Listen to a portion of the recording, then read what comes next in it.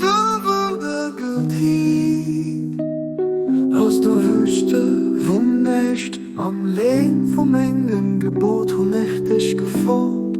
Ich rufe Dinge, aller Ton, den es gibt, an der Sens von allen erschaffenen Sachen zur Hälfte geheult.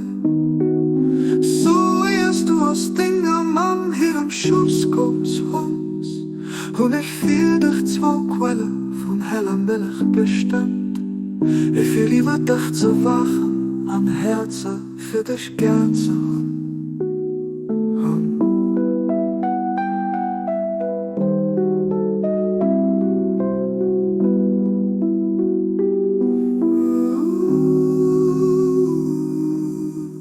Durch mein Gutheit an nach dem Schild vom Engel Erbarmen und ich dich dazu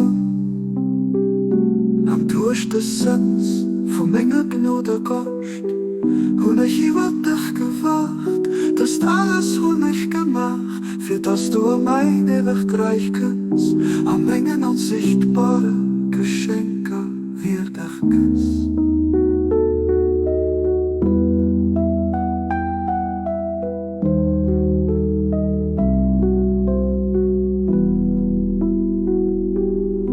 Aber was du Licht vom Kirch blieben, weißt du auch was so groß, hörst du all mein Gefälligkeiten von erlässert, hörst dich mit Dingen und mit Zerwirrstellungen beschäftigt, ob einmal näher wost du ganz vergießlich groß, an dich vom Portal vom Fremden gedreht wirst, für dich am Haft vom engen Feind nicht zu losen.